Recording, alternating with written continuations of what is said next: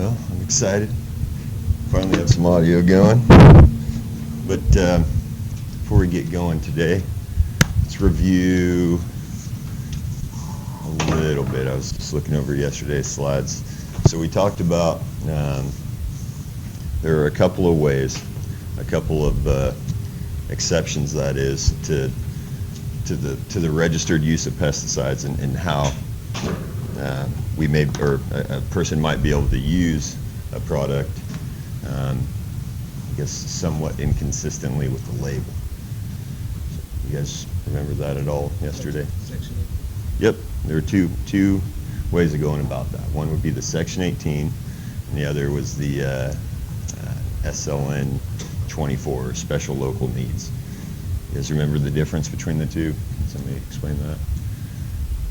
It is pretty difficult to separate the two, which is why I'm bringing it up again. But remember that the Section 18 can be used when a registration for that product doesn't exist at all. Okay, maybe, or at least in the state. Maybe it's in the progression to commercial phase, or maybe it's just not registered in the state. Section 18 allows us to use a chemical that there isn't a registration for. Whereas the SLN, the Special Local Needs, SLN 24, that gives us the ability to use a pesticide or a chemical that is registered, but in a manner that's somewhat inconsistent with the label. Now, as we've talked about, the label is the law, like those directions on the label with those two exceptions. The label, with those exceptions in mind. And there's one other exception. On a label, you'll see the crop that chemical is intended for, or multiple crops that chemical is intended for, as well as the pests that can be controlled. A person can legally, without any documentation, make an application with a chemical to a crop that is not on the label. But the pest, the target pest, does absolutely need to be on the label. So those are those three exceptions, the 18. Now, reason for our ability to make an application to a crop not labeled is that if we're following the application rates and everything else, but that crop isn't on there, that crop isn't on there because it's not. It was never, that chemical was probably never intended to be used on that crop. So where somebody may do something like this, more often it's by accident. They're not breaking a law, but really they're just kind of wasting time and money. So, I mean, it's essentially, there's no penalty for the simple mistake of using a chemical on a crop that's not on the label, because we're not harming anything. We're just kind of wasting our time, right? So no harm, no foul, but effectiveness just isn't there. Okay, so keep discussing some things in chapter 1 in the book. Those laws the state has mandated, and most of those laws are consistent with federal laws, but the state does have a few exceptions. The Washington State Department of Ag has inspectors, those folks that are sort of the field representatives for the state, and they're out there ensuring that people are using chemicals correctly. And they do have the ability to show up on site at any time. Probably not going to try to disrupt things, but they can show up and ask to see the records for applications that have been made, and those records have an incredible amount of detail. Or to just be there and monitor your compliance. And this probably isn't going to happen unless there's maybe been a complaint made by a neighbor or something. But they can show up without notice, and they do. Okay. So, people that use restricted use pesticides are required to have a license. And Washington has 12 different licenses, and they're kind of difficult to differentiate, to be honest with you. I, in fact, had this conversation with the state before. and there is sort of a push to reduce the amount of licenses out there because it can be really confusing sometimes as to what license a person needs to have. But you are required to have a license in order to use restricted use pesticides. And remember, yeah. Is there different licenses for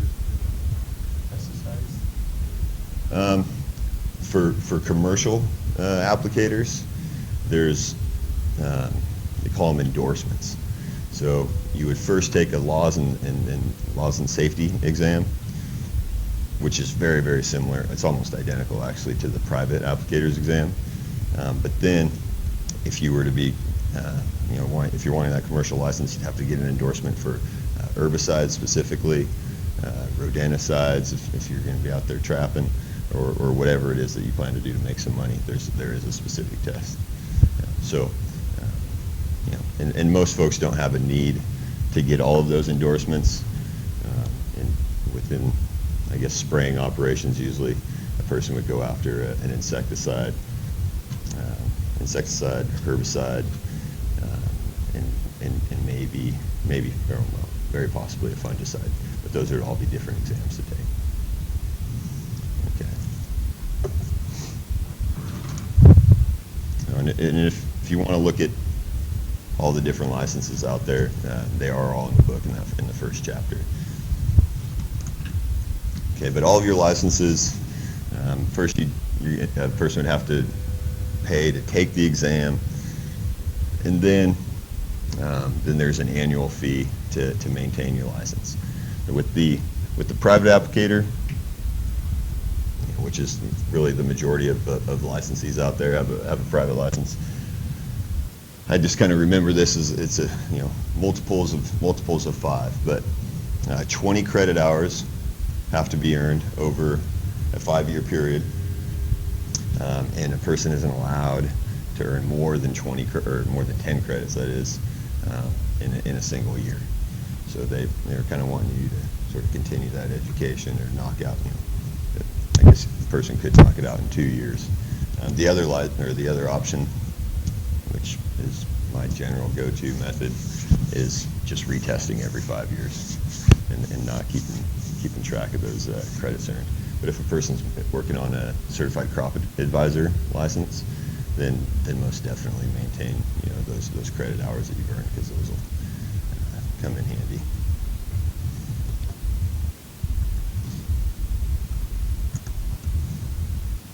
Okay, so incorrectly using pesticides can definitely cost you some time, potentially a little bit of jail time. But remember that a person, number one, can apply a pesticide without a license. If you read about get into the different requirements for applicators, you can actually apply pesticides commercially if you're working for someone that holds a commercial operator's license. The state actually has a license for people that work for a commercial operation but aren't the owner, and that gives that employee the ability to go out, run equipment without their boss's direct supervision. But direct supervision, we should probably pull the book out, because there may have been a difference. But I'm actually thinking, I'm sorry that I can't recall this off the top of my head right now. But I believe that if you have the ability to make a phone call, and to get a hold of your supervisor, then that's also considered direct supervision. Phone call. What does it say, Jason?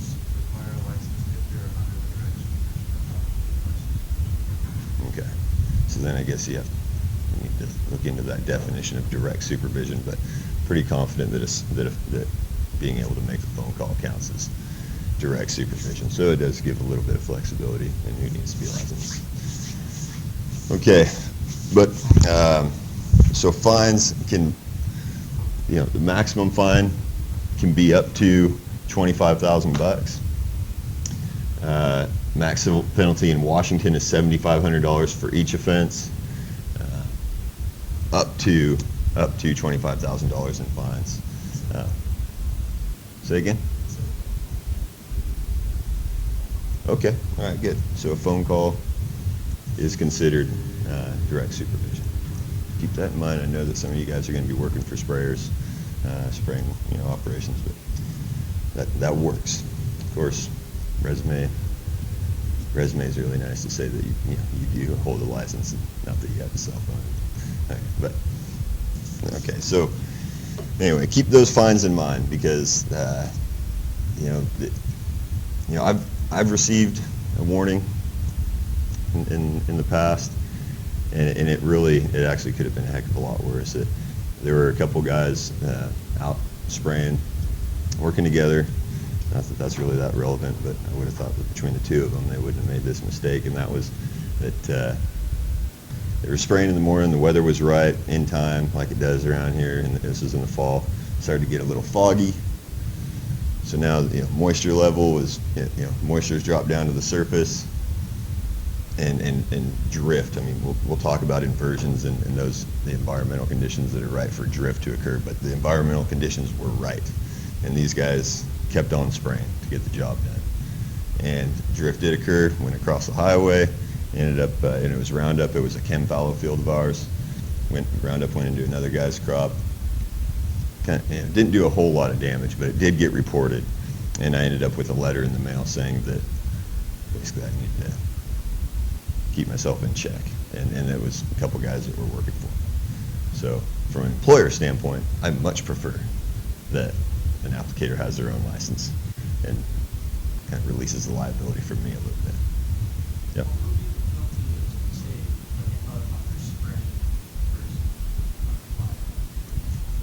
Well,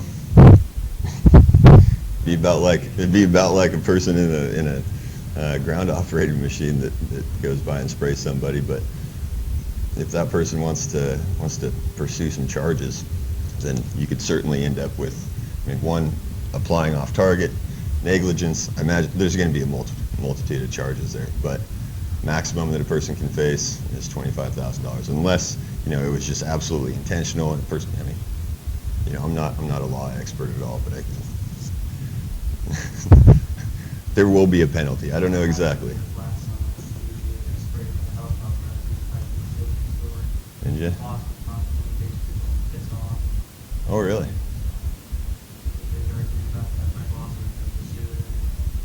You say you work for Louis Kench? No, I work for his neighbor. Okay. Well, I can promise you that WSDA would run with that. If that ever happens to you and you're concerned and you want to pursue things, trust me, you can apply some pressure. That guy was doing a pretty good job, I guess. Whatever. But they're telling you guys to piss off. That's just bad measure or bad form. But yeah, I don't know exactly what that would be, but I suspect that guy would be questioning, how long he was going to maintain his license if he had done that, and and had that guy done something like that in the past, or repeat offender, he would probably lose his license for that. It's pretty safe to say. Okay. So additionally, Washington, WSDA has really additional rules that some are general environmental considerations, but a lot of it has to do with Washington agriculture and our industry. We have a lot of wine in eastern Washington, obviously, well, all over the Pacific Northwest, but and including, in addition to a lot of alfalfa that's grown out here for seed. And so bees and the protection of bees is a very big deal, and so Washington has laws to help protect those things. So for the protection of bees and other beneficials, they have a revised code, so that's just addition to current code. Anybody think of any other beneficial insects? Ladybug, lady beetle always comes to mind. It's a great beneficial. We're going to get, the next section we're going to talk about integrated pest management, but the use of different tools. And seeing that there's a pest in your field, that's expected. But also looking for those beneficial insects and knowing well, whether or not that those may be predatory to the insect that is a pest to you. I mean, kind of considering, the pros and cons of making an application that may harm those beneficials. Save you some money. The effectiveness may still be there based on the population. And if you're doing things right and figuring out what your threshold is and how much insect population you can handle, and you're out there sweeping and whatnot with a net, you should be picking up those beneficials as well. So, a comparison of population of your beneficials and your predators, your beneficials and your pests is a good idea. And then that stuff can be kind of intimidating, hard to do, but keep in mind that we've got WSU Extension. We're throwing a lot of tax dollars their way. They're spending a lot of time in research, as they should be, and those types of thresholds have been established. And you're like, well, this is how much I'm getting in my sweep net. It shouldn't be just on you to figure that out, especially when we're paying for the services that Extension offers us. Okay? So reducing drift and groundwater contamination is a high priority of the state. It's also really a high priority, across the country. But those chemicals that pose a risk to groundwater contamination, those that are soluble and can move with the water in the soil, are certainly ones that are. But again, what can we do to ensure that we don't over-apply and risk things like groundwater contamination? Or what's our best bet? Our best source for information is to read the label. Good. All right. So there are some subjects that have specific regulation. In the application of a lot of insecticides in alfalfa, clover, mint, and corn in eastern Washington, a lot having to do with those things we've talked about. And I can speak to corn. Corn takes quite a bit of water, and so the risk of groundwater contamination is greater where we're applying more irrigation water. And then alfalfa, clover, mint, where there's a lot of seed of those crops grown out here, and the bees and the beneficials. Okay. The use of encapsulated methyl parathion. I think maybe in Silent Spring even yesterday they talked a little bit about pyrethroids, parathion, but those are chemicals that are certainly effective, used in the right dosages. They're generally safe, but they do have direct association with CCD of bees. Anybody heard of colony collapse disorder? Okay. So that has been restricted from use around here. And then, like volatile forms of 2,4-D, that was an example of a chemical that's restricted just in Washington, volatile phenoxy hormone, because of, the volatility increases the risk of drift. And that particular phenoxy hormone is very detrimental to both grapes and tomatoes. There's a lot of grapes grown around here. So it's best for the industry that the state restricts those. Okay.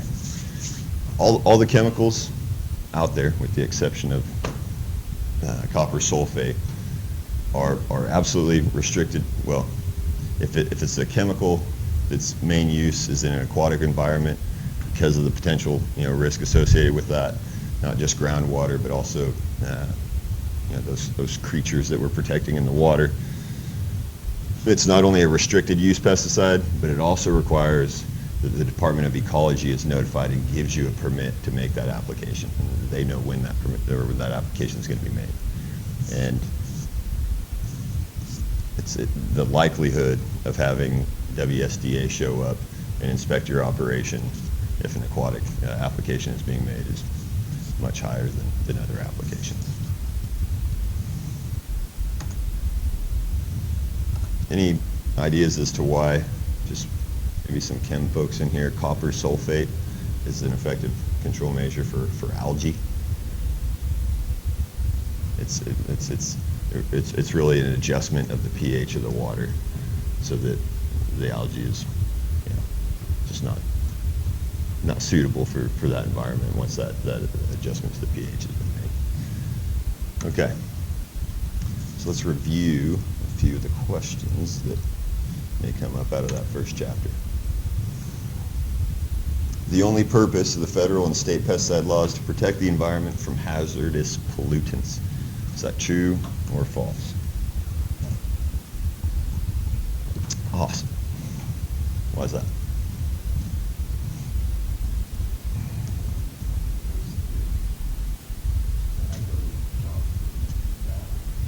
Yeah, well, I guess it's the general welfare of both the environment and the populace. Okay. I want to say, right at the beginning of chapter 1, it says what.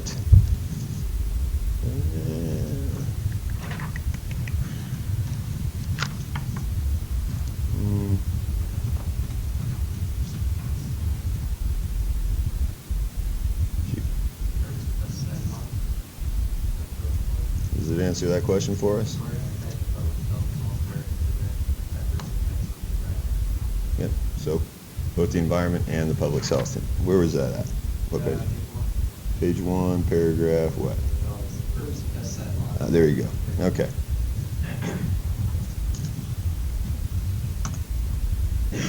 All right, Fritz, you got number 2. The EPA has the authority to stop the sale or use of any pesticide. So thinking that the Washington, WSDA can only be more stringent than the EPA, but certainly not less. Yeah. Absolutely. Yep. So, absolutely. Even if the state has said, well, we're using this pesticide, feel like this is a safe chemical to use. But then the EPA is to make the decision, no, it's not. This research suggests that it is not. This has happened, obviously, a lot of times. The states need to, meet that level of restriction.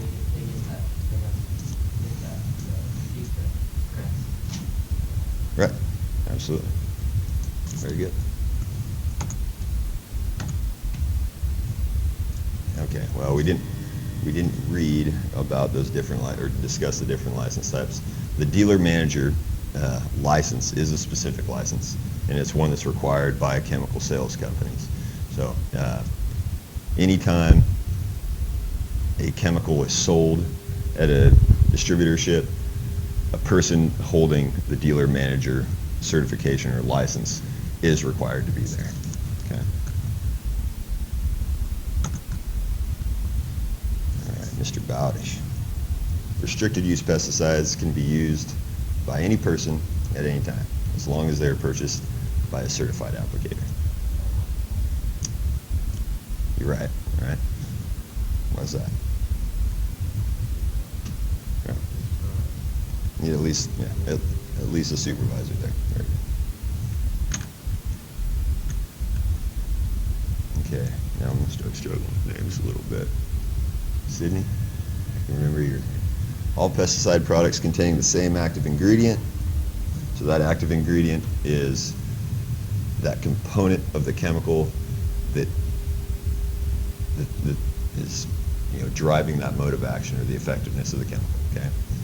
So if chemicals contain the same active ingredient and are classified the same, either general or restricted. So I didn't say that right. All pesticide products containing the same active ingredient are classified the same, either general use or restricted use, regardless of the formulation. Yeah, and I don't think we really talked about that much, so let's see. No, false. So, though a lot of chemicals will contain the same active ingredient, it's the concentration most often that will drive the restriction given to it. So a higher concentration of that AI, one that, so then we can expect that a lower dosage of that chemical or that formulation would be harmful with a higher concentration, that is. Okay. The WSDA administers the pesticide license program in the state of Washington. Talked about that a bit. What do you think? Is it WSDA that administers that? It is true.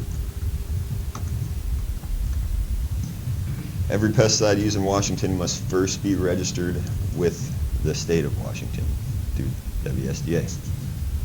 Seeing a nod, a consensus there. Very good. It is. All right. So the SLN 24 registration allows the WSDA to register additional application sites to a federal label. So the 18, process of elimination here. The 18 is using a chemical that doesn't yet have a registration. This is a strange way of remembering or differentiating the two in my mind, but the 18 doesn't have a registration, kind of like, this is my little method here, like an 18-year-old may not yet be registered to vote. Okay, so there's no registration. Hasn't registered yet. Okay. Anyway, so that makes this true. They're talking about a chemical that does have a registration. The label doesn't necessarily stipulate where it can be used and how, but the SLN 24 lets you make a different application. All right, Jason.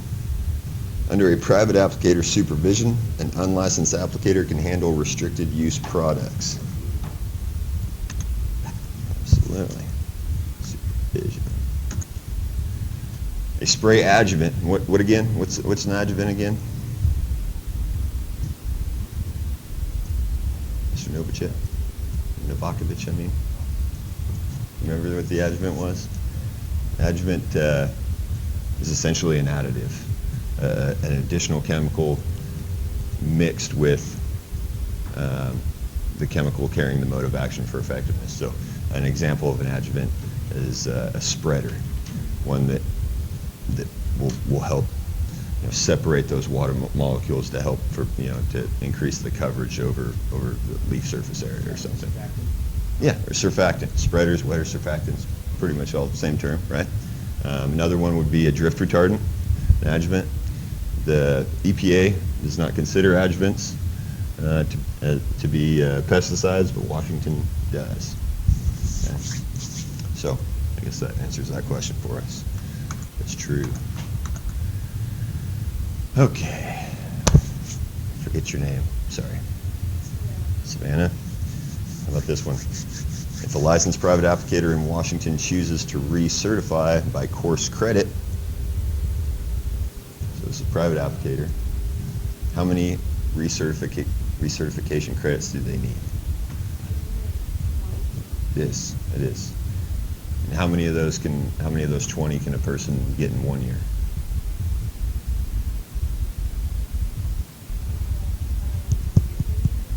There's a maximum amount the person is allowed to attain in 1 year. So they sort of continue that education. That's right. 5, 10, 20. 5 years for recertification, no more than 10 credits in a year, and then a total of 20 credits over 5 years. I guess we had the multiple choice option there. If an applicator had 2 major label violations and was cited by the WSDA, they could face a maximum fine of $15,000 and lose their license. So remember, well, so based on what they've done here, they've had two violations. One violation, $7,500. Right. So the person had 2 violations. They were cited, given 2 violations. In your case, misapplied, probably something along the lines of negligence as well. Very possibly that shit in a helicopter could have been fined $15,000, and he should have been, in my opinion, just because public perception is paramount, and that's just bad form. Okay. Environmental Protection Agency and the WSDA are the only federal or state agencies that regulate pesticides. This is maybe if you read the book a little bit, but anyway, there will be multiple agencies involved. Spill that chemical on the highway, rest assured that state police are going to be there. Department of Ecology is going to show up. EPA potentially. I mean, it's going to be a swarm, that's for sure. pesticide inspectors from WSDA enforce pesticide laws and have the authority to, this must be a multiple choice here. Anybody have this one ready to go?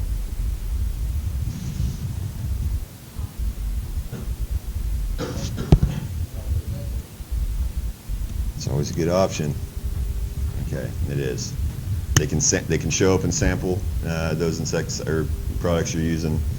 They could no-notice inspections. Yeah, I mean, based on complaints or how you're storing it, or how it's being applied, certainly. If an applicator had, I think we know the answer to this one. All right.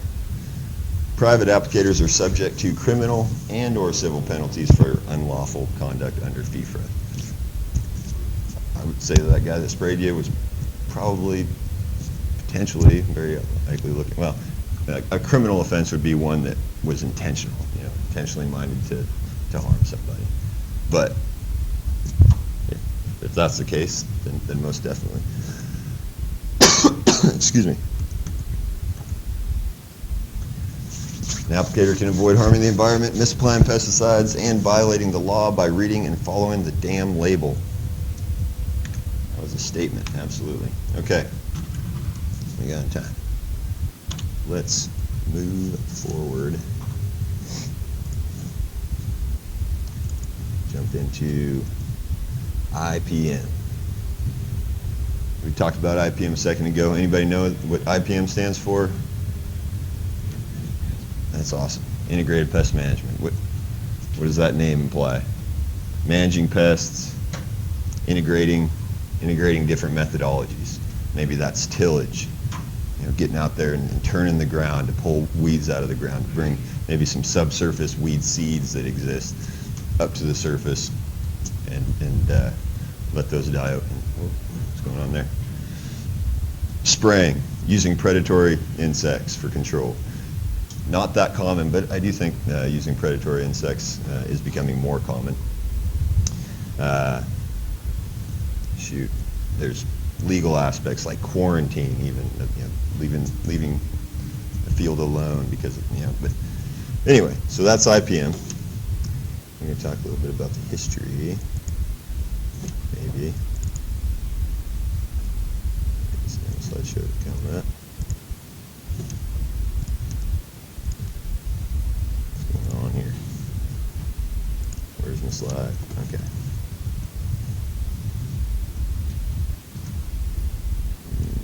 Okay. All right.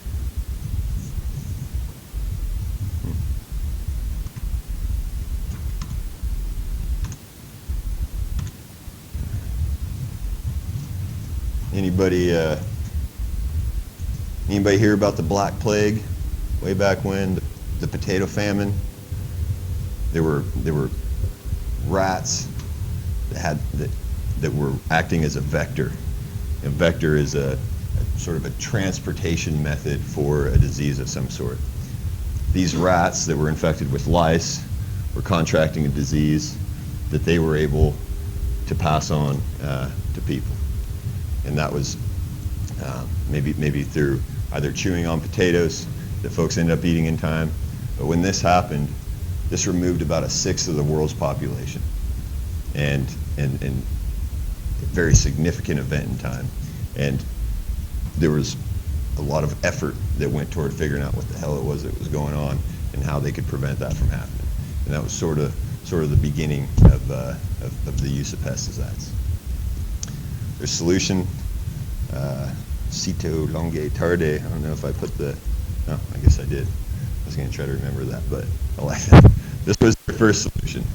Get the hell out of there, wait it out, and then tiptoe back in time, basically. Okay? I think we've all used that solution once or twice. Maybe not, but that